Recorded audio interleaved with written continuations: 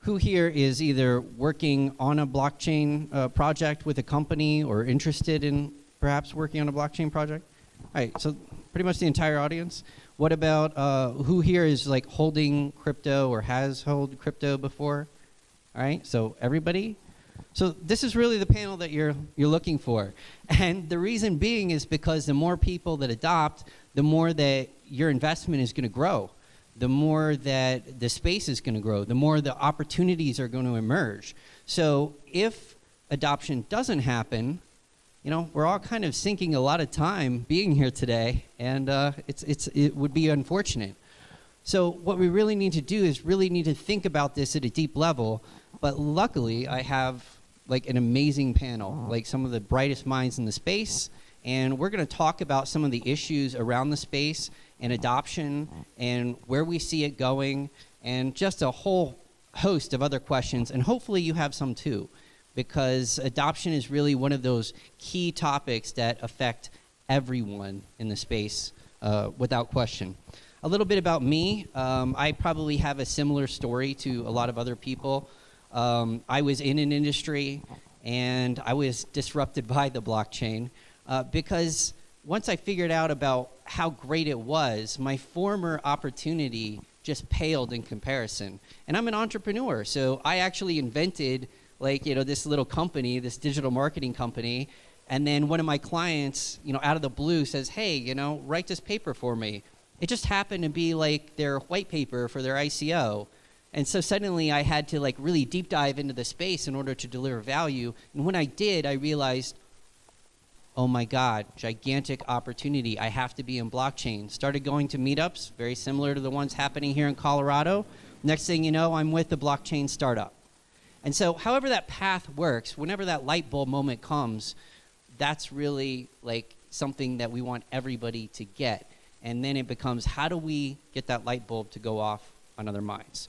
So with that being said, I'm Jason, and I'm just going to, without butchering any bios here, I'm going to ask everybody to kind of introduce themselves and a little bit about how they got into this space. Yeah, to what you just said, once you're chained to the blockchain, it's kind of hard to get out. So I'm Chill. I run the Colorado Springs-based blockchain community, and I also run the global community for Crypto Briefing, which is an independent blockchain media. We are never paid, never sponsored, and we believe that the crypto community needs and deserves an independent, objective media company. I also run Malhai Decentralized, which is a nonprofit, and we provide free educational programs for Colorado Springs. My name's Josh Finkleman. I'm the managing partner of Bex Capital, formerly Colorado Blockchain Capital. Last year, we launched the first crypto fund in the state of Colorado.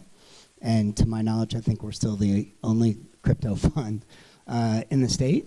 And yeah, and this is my first time with one of my favorite blockchain entrepreneurs.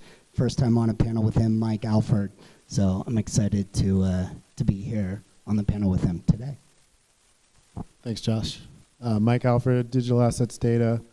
We're a brand new data-driven company here and built right here in Denver. I'm originally from San Diego, moved here after selling my last company, and we think we're going to build a really exciting company in the coming years here, helping, at least initially, institutional investors make better decisions using the data in this space. Great. Well, I'm going to start we'll just work our way back. And I want to ask these questions to everybody because I want everybody's opinion on this. So, you know, my first question gets to the heart of the matter. So really, you know, what does blockchain adoption mean to you? And where are we currently with this, in your opinion?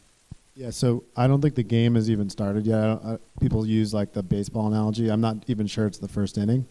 But one blog post I highly encourage that everybody read is the Union Square post, first on like fat protocols and what their sort of thesis is on that, but then more recently they talked about the app versus infrastructure cycle. So if you think about Bitcoin as an app, like Coinbase is actually sort of infrastructure, because before there were platforms like Coinbase. It was really hard to use the application. And so what happens is as there are increasing amounts of high-quality killer apps, there's more of a need to build infrastructure. The existence of that infrastructure allows for more apps on top of that infrastructure, and the cycle just continues. That was the most recent post on Union Square's blog, and I think that really describes pretty closely like one of the aspects I'm watching. Obviously, in the long run, for crypto assets to become mainstream, they need to be owned by everyone. And so thinking about how the SEC might approve an ETF where every investor in the country might have exposure through their 401k plan, that's sort of a whole trajectory I'm watching. And then lastly, for me personally, I want to be able to buy my Starbucks using one of the 20 crypto assets that I own. It's really not easy to do that yet, but I believe in the next few years, based on what I'm seeing, it will. And so those are the kind of the three dimensions that I'm watching. Excellent. So I share the same sentiment with Mike in the sense of we're like just in the first inning of this ball game. Like, and there are so, I mean, I could talk about this for hours. There are so many exciting, components to this technology.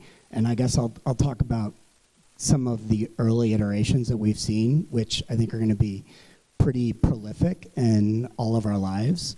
The first being the kind of the early days of the internet, right? Internet protocol.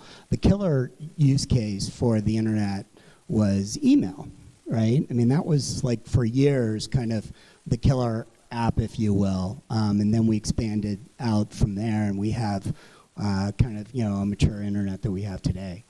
So very similar to that, this technology, blockchain technology, I feel like kind of the early use case, the killer app, if you will, is MOIP, money over internet, right? The ability to transfer value very easily across the world without borders, very frictionless and what have you. So I think, it's no surprise to me that we're seeing a lot of the early infrastructure and capital and talent go into financial services and to support that value proposition. The other is ICOs, right? A very efficient and clean and easy way for entrepreneurs like Mike to raise capital quickly outside of the purview, at least right now, the SEC. That's pretty game-changing. We're seeing the advent of kind of Internet 2.0, right? Decentralized Internet with the advent of like Ethereum and what have you. We're seeing the emergence of a new asset class come out. Bitcoin right now is kind of more acting as like a digital gold, like a commodity. So there are so many prolific technological advantages and breakthroughs with this technology, and we're just seeing the first humble beginnings of that iteration. So those aspects are kind of what I'm the most excited about.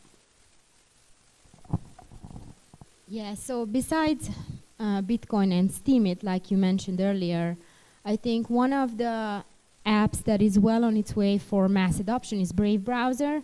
I have a lot of friends who know nothing about cryptocurrencies or blockchain technology, and they absolutely love it. And I think, like Luke said before, the idea is that people need to be able to use it without having to know anything per se about the technology. Excellent. These are all great points. I think the utility case, being able to replace these everyday sort of applications or these everyday actions that we take, exemplifying the benefits of crypto, is going to be a key driver of adoption. And that really leads into the next question, which is really, what has been the primary drivers or reasons for adoption for blockchain so far, and how do you kind of see this changing maybe in the future? So maybe there's a case now for people, but what about maybe in the future as well? And maybe we can go back down or go ahead. Anybody can jump in. Yeah. So, I hate to say it, but we're all human. I think the early kind of driver is greed. Sorry, it is. I mean, people are seeing these just massive rally cycles that we had last year, and they're hearing about their friends or family or what have you, or their coworker who, is a cryptocurrency millionaire. And that's happening. So I think that is driving kind of this, FOMO, and you have these massive, and there's a lot of kind of game theory and psychology behind these market cycles, right? You have these massive rally cycles followed by these deep correction cycles, which we've been in all year. But you know, what's great about that is that gets people to look at this space, right, and this technology and start to learn about it. And you know, so it's kind of, you know, really useful motivating factor right now. But I think, you know, over the course of the next decade, that is probably going to transfer over to real value, right? For instance, you know, there's going to be an infrastructure around the world. I don't know if any of you tried to send an international wire transfer. That's painful, and it's expensive, and it's slow. And so those groups that you use, like a Western Union, to do that are going to upgrade into this technology, and it's going to be very quick and easy and simple and seamless and what have you. So we're going to start to see the actual use cases come to fruition, and that, I think, is what's going to really start to ultimately drive adoption. Yeah, just to add that I think speculation is required when you're building a new industry. So like if you bought a Bitcoin in 2010, there was no way to know like where we'd end up in 2018. Anyone who says they knew that was lying. And so in order to get capital into a space where it's fundamentally based on belief, you had to have speculators. And I think what hopefully will change is it'll go from a bunch of people speculating on the price of the assets to a bunch of people really using the technology. And if you think back to the late 90s, there's a lot of speculation in internet stocks and broadband and things like that. And so basically they laid the pipes to allow the internet to evolve to the place it is today where it's highly useful. I remember using the internet in the mid to late 90s. It was really not that useful. I mean, there wasn't that much you could do with it.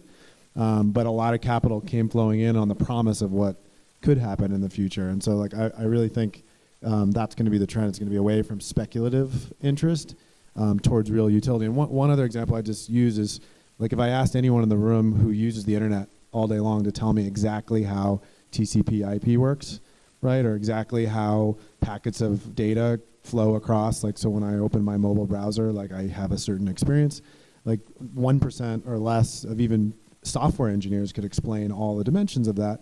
And I think crypto's the same way. Like right now, there's a lot of people arguing about delegated proof of stake, and they sit on panels, they're on Medium Post talking about all these technical details, when like none of that's going to matter until regular consumers who will never be able to describe this can just use it. It's just better, right? It's a better banking platform. It's a better way to spend money. It's a better way to interact with the world. It's a better way to use applications. And so I'm hoping for that transition away from this very technical discussion that you would have had in 1995 about email protocols to like people in the real world using it and finding it better than the alternative. And kind of continuing along that, where we're at right now. So, you know, obviously there is some obstacles, but what are some of the obstacles and challenges that you feel are standing in the way of mass adoption right now? Like, why can't we have this future now? So I think we measure deviance more so than content. So right now, people know how to use a Visa card. They know how to use a banking app. But the deviance is so high, the deviation between a Visa card and private keys and wallets, that it's too much to overcome. And I think Shift card is a good step forward because that looks exactly like using Visa. It is Visa. So I think companies need to strive to create as low deviation as possible to the current existing system in terms of how it looks or how it's served. It doesn't matter what's the underlying technology. It should look and the experience should be no different. The second thing is I think we need to stop obsessing over this technology. How many of you here know how Visa works? Okay, so if Bank of America would have this course about Visa technology, would you attend? So basically, it's just because it's not your interest. And I feel like, and we are guilty of it, community leaders, because we're forcing people to understand blockchain technology. They don't need to understand blockchain technology. Just like we use millions of things we do not understand. I don't even know how my washing machine works on the inside, but it works. Just works. Great point. Great point. So there are a lot of barriers to entry. I think the. Do you remember using your first modem in the early '90s? Right?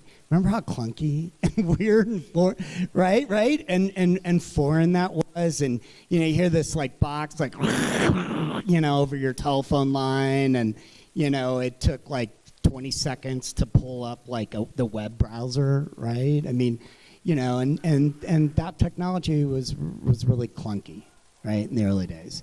And it took, entrepreneurs like Mike and others out there to work on that technology and iterate that and make that to where it is today. And we're in the same stages right now for blockchain, right? Where the UI is clunky, it's very hard to use, it's like, it takes a certain amount of understanding the technology, and it's hard to find organizations out there that have a really good UI, like Coinbase, right? That's why Coinbase is so popular and has over 20 million users, is they made that UI very simple and easy to use and intuitive, where you can go on, you can buy Bitcoin and what have you, and sell Bitcoin. And so that's one big thing. But behind the scenes, you to really get mass adoption, you really need the old school infrastructure, right, to start to adopt this technology, right? You need Wall Street to come in. You need institutional money. You need the banks to come in. You need the regulators to make a regulatory framework. You need a tax framework around that. And because of the unique qualities of this asset class, and it can take on the forms of so many different things, like a protocol token or a utility token or a store value token, it's very difficult for regulators and for tax agencies to wrap their hands around that, right? But they're working on that, and they're iterating that, and that's going to get better and better and better. And I think we're on the verge of starting to really see Wall Street and institutional money start to dip their toe in the water here. And we're seeing a lot of signs of that, and that'll help, this process, right? I mean, there are already Fidelities in this, all the big bulge bracket banks like JP Morgan, Morgan Stanley, Goldman Sachs.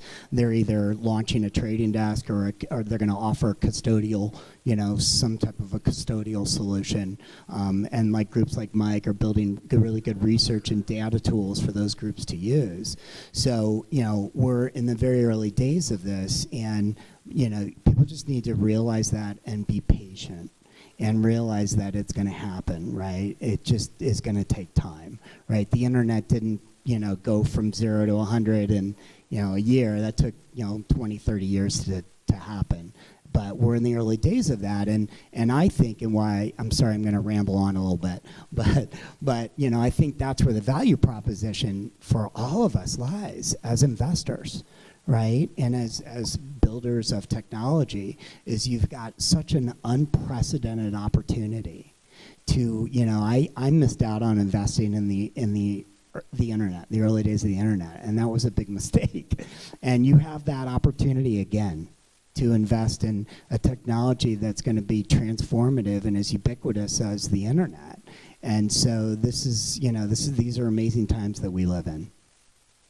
So 2 dimensions from my standpoint that are kind of interesting. The first is the actual technology. So if you're trying to run millions of transactions through Bitcoin, like microtransactions, like for a Starbucks type of thing, like that wouldn't really work very well with the current construct. But if you have something like the Lightning Network, you can kind of run those, you can batch process a lot of those transactions off-chain and then reconcile them to the chain. So there are real technological barriers to adoption, but I think on the investor side, which is the side that we're really focused on, there's fear and career risk, right? So let's say you're a traditional value investor and you subscribe to the Warren Buffett methodology of the world. It's really hard to justify buying a Bitcoin because it doesn't really represent value in anything that's easy to understand. Especially in a world where it's very crowded. There's 2,000 something tokens on CoinMarketCap, and probably 75 or 80% of them should just go away because they're going to be walking zombies within a few years. So it's a challenging marketplace to make decisions in. And so one of the things that I think is going to drive tremendous sort of real-world adoption is the advent of a lot more security tokens, right? So if you're Warren Buffett, you don't understand a Bitcoin, but you do understand the cash flow coming from the San Francisco 49ers football team, right? You do understand the cash flow coming from 666 Madison Avenue in Midtown. You understand the tenants that are in that building. You understand that it has a quarterly distribution cycle. So if I take those assets and I create security tokens trading on Ethereum, it's still a crypto asset, right? It's still an Ethereum-based ERC20 token, but the fundamental underlying economics are understandable to traditional investors around the world who will therefore buy those tokens if they're available. So I think we're going to see a lot more of that in the next few years, and that's why we're really excited about the space. I'd like to continue that thought a little bit more. So, yeah, tell a little bit about the narrative, maybe the story or the educational process in general at this stage in the game might be a barrier to entry to some, because although we're talking about it here and in a lot of conferences, a lot of these ideas are still what I would describe as not mainstream yet. There's still a large educational curve that needs to happen, and people need to be more aware of how this space actually impacts their life. But in that regard, moving to another question, who do you think is actually making good progress that's in the industry in driving adoption? I know that Coinbase was mentioned, but what are they doing? Who is out there that's actually making that impact? Let me just, a couple ones that jump to mind for me. The scaling solutions like Lightning is really interesting. On the blockchain building standpoint, there's a couple of firms like Digital Asset Holdings and Axoni that just raised a $32 million Series B. They're actually like taking this and making it understandable. And then I'm going to let Josh talk about Bakkt because I know he can't wait to tell you. We have a standing bet about Bakkt. So Intercontinental Exchange is the parent company of the New York Stock Exchange. They're the largest exchange owner in the world, and they're going to launch a digital exchange allegedly next month. That's our bet. I think it'll happen next month. He doesn't. So Wall Street and institutional money is starting to come into this space. Some of my favorite kind of real world blockchain projects that are actually gaining adoption right now and in use. Ripple is one of them. I always, I know there are Ripple kind of haters because of the lack of centralization out there, but yeah, right, and lack of decentralization. Sorry, but like Ripple is. So let me give you an example. I come from credit card processing and banking. And most people think that payments, sending money is an efficient process, and it's actually not. So to send, I mentioned earlier, to send an international transfer, wire transfer, you actually have to use what's called the SWIFT network, and you have to go through correspondent banks. Okay, so basically your wire goes from correspondent bank to correspondent bank to correspondent bank until it gets into the account holder's beneficiary account in that bank, and that typically takes days, and it's fraught with intermediaries, all these banks, right? And it can be expensive, and if you're dealing with large amounts, you can have foreign currency adjustment issues, right? And Ripple last week sent $260 million around the world, and it settled in under 3 seconds for less than a penny. It's a game changer. So they are signing up banks right now. I think they have over 150 banking partners, and they're basically signing up a bank a week. And they actually are producing revenues, and they're creating efficiencies for banks around the world. So that's one. Stellar is another one, and it was kind of actually an offshoot of Ripple. And Stellar is partnered with IBM, and they're using the Stellar blockchain for a lot of the IBM projects. And there are over 300 IBM projects now that are in operation, and they're working with actually a lot of different countries. And I think, this is my theory, we'll see if I'm right, but when we start getting state-backed digital currencies, upgrading fiat currencies to digital, my guess is it'll probably be in conjunction with IBM and Stellar. So just examples. Privacy coins. Privacy never goes out of style. like I mentioned, Brave browser. I think Cardano and Red ID is doing working on human addresses. I think that's one of the things that prevent adoption. Telling people that if you make a mistake, you're going to lose your fund is scary. Bitcoin for sure. And obviously Gemini and Coinbase, I think, are ahead of the game. Litecoin. Actually, Litecoin works better with the Lightning Network because the cost is cheaper of getting a channel and closing a channel. And I have to say that I just really think that these stories, actually, like talking from hey, this is how this impacts my life, is really key in getting more of these stories out there. So my next question really has to do, more on a personal level, is, what helped you personally understand the value of adopting blockchain technology, and what advice would you give to somebody that is just, getting started, a little bit curious about the space, and, they want to learn more, but they don't want to be like, sold something, but like, tell us a little bit about, something personal to you. So Josh mentioned earlier that FOMO was driving a little bit of, the early adoption. I think also FOD, especially regarding the traditional legacy financial system, is what got us into, a lot of us, into this space, the failure of the current banking system, and the fact that fiat is a scam. It is designed to be printed and printed and printed. So that's one of the reasons why people are looking into an alternative technology. Another thing is cost. Like you mentioned, and time, sending money, wiring money overseas takes days. And I always think that it's not fair to compare Bitcoin with Visa, because Visa is a second layer. So Bitcoin versus a wire transfer that takes days is a fair comparison. And I hear this all the time. I would suggest, and it sounds like you're all sophisticated here, you've probably all done this, but just to get out and buy some crypto and play around with it and try to pay for things or send them to your friends or receive some, and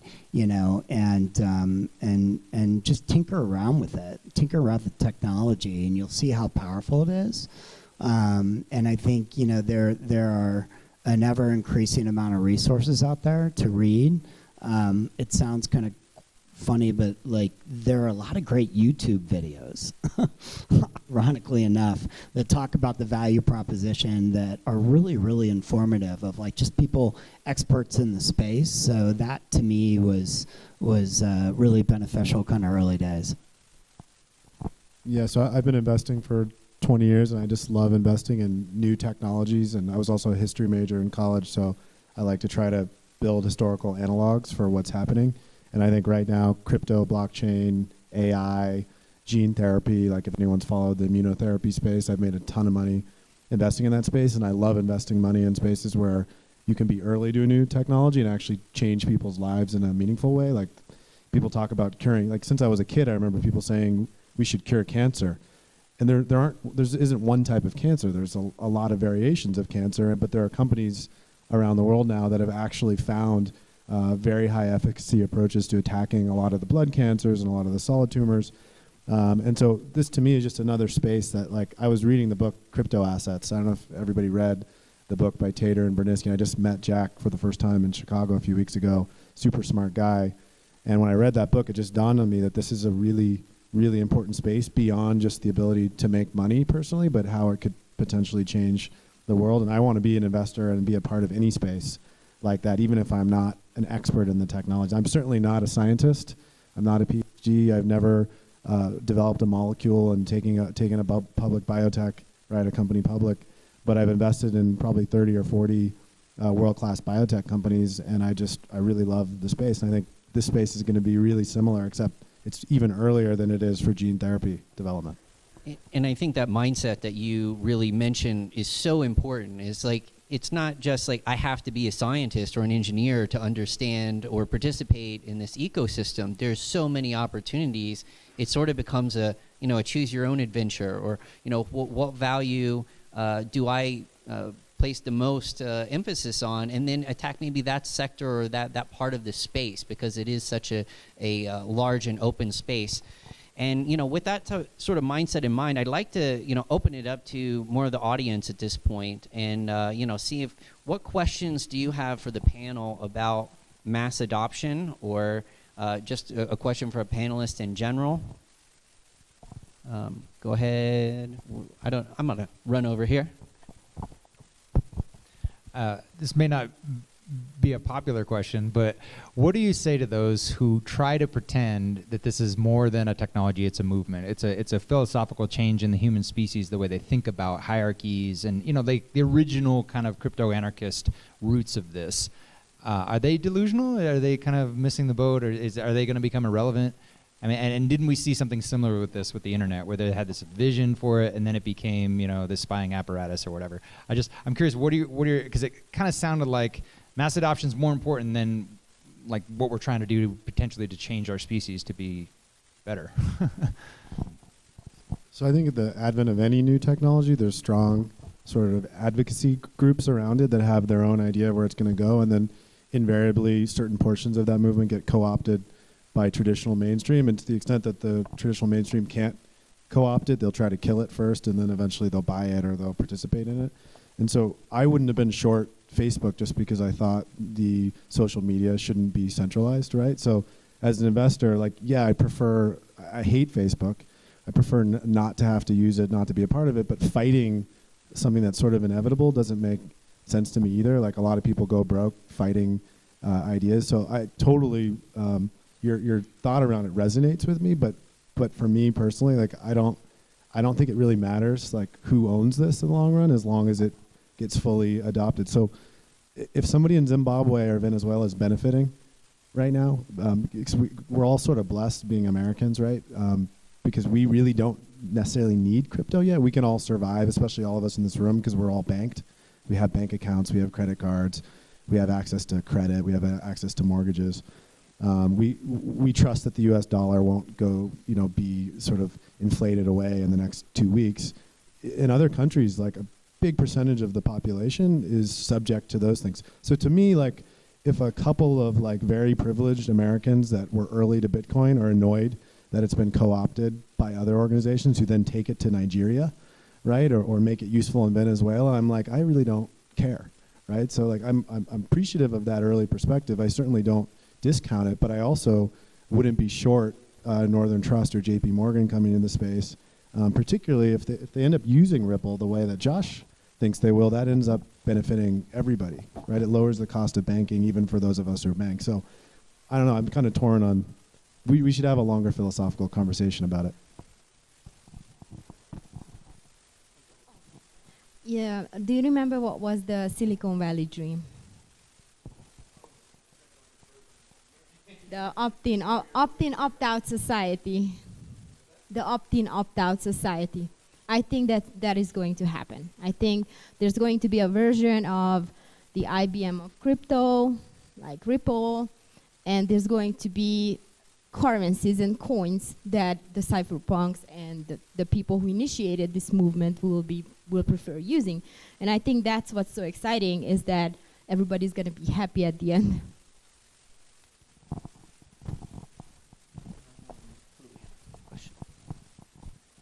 I have a lot of things going through my mind, and I love that you're a historian or history background, Mike. I guess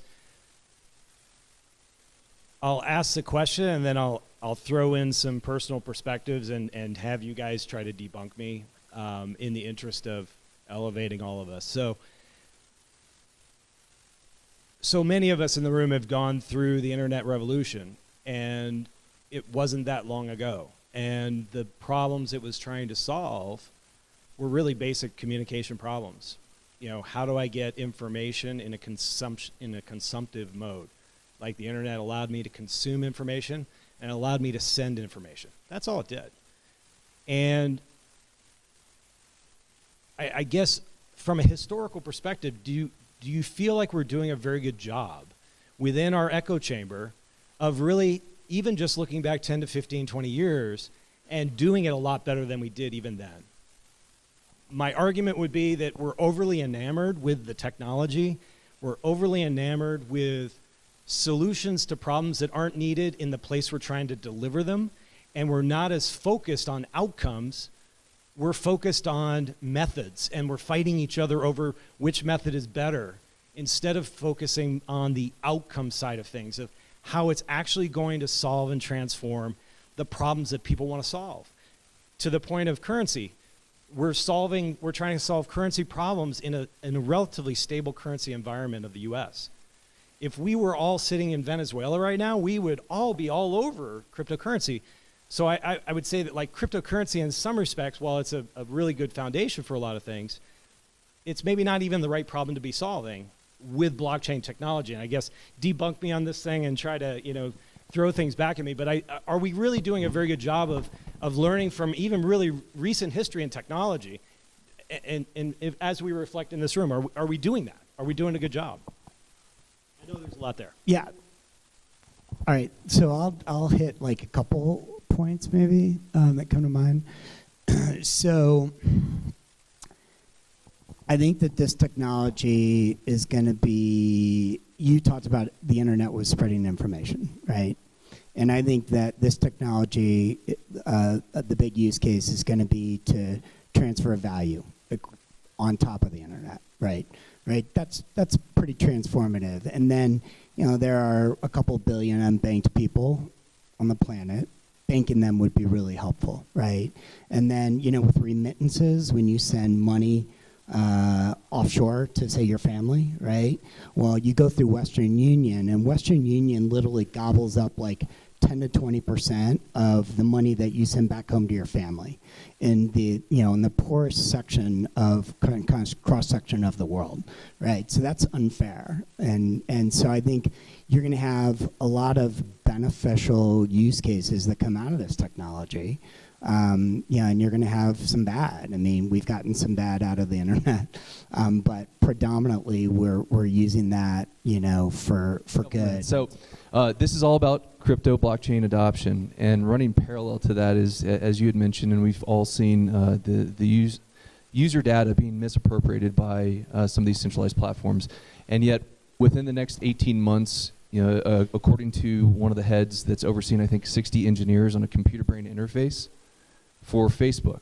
That's supposed to start shipping in 2020. How do you see the plugging in, even if you get a 1% adoption of 2 billion users on a centralized platform like Facebook, and whether you agree with that or not, I mean, that's a reality that we're going to confront in the near-term future. How does that play into blockchain adoption, decentralized systems, decentralized governance, which we're going to be talking about next?